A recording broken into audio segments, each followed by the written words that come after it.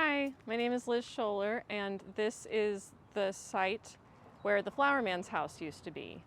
Cleveland, the Flower Man Turner, was born in 1935 in Jackson, Mississippi. He grew up on a farm with a very large family, and in the early 60s, he decided he wanted to go to California. So he bought a bus ticket to go across the country, stopped off in Houston, and just stayed. He was going to stay with a friend. They ended up partying, and he never made it out west.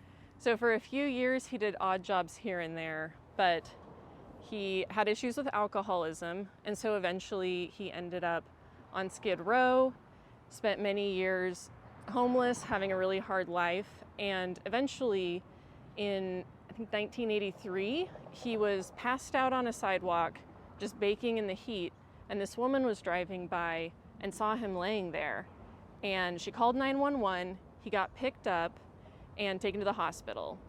Came to about 3 weeks later and asked the nurse, where am I?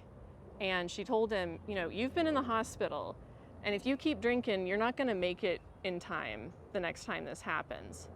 So he was in treatment for a while, and during that time, he had this dream, he called it a vision, of like a whirlwind of all of these found items, what he called junk, but it was beautiful, and there were all these people looking at it, and it was just swirling around and around. And he promised God that if he could keep him sober, he would make that vision a reality. So from there, he started working lawn care, his own business, and he saved up his money. And as he was doing that lawn care work, he was on his bike, and he would pick up all of these things he found around the neighborhood.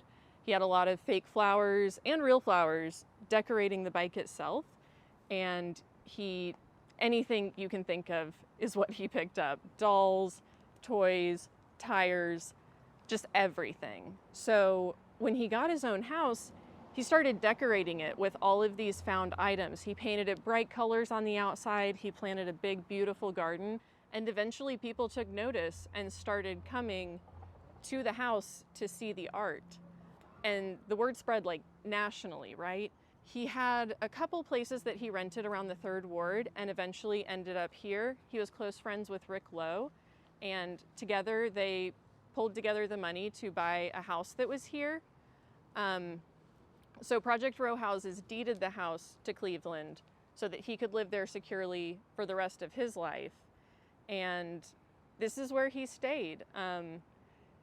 Just all decked out in beautiful art pieces. He made things, again, a huge garden. Eventually, towards the end of his life, he started showing in places like the Cam, and he sold his art that he made. But he was always sitting out on his porch. He said that his greatest joy was people coming to see the house, see the work that he'd made. And he was just very happy to greet them and talk to everybody. People describe him as being quite a character. And he died in December of 2013. At that point, the house was deeded back to Project Row, and a committee was formed to try and figure out exactly what to do with the house. They wanted to preserve it, but it was so full of these found items and things, it had become dangerously infested with mold. They did all they could to find a way to save it. There was just nothing they could do. So a year later, they had Flower Man Day, and it was a celebration of his life. They did a second line funeral to this space. They had speakers remembering him, and they demolished the house. Afterwards, they had a memorial bike ride in his honor.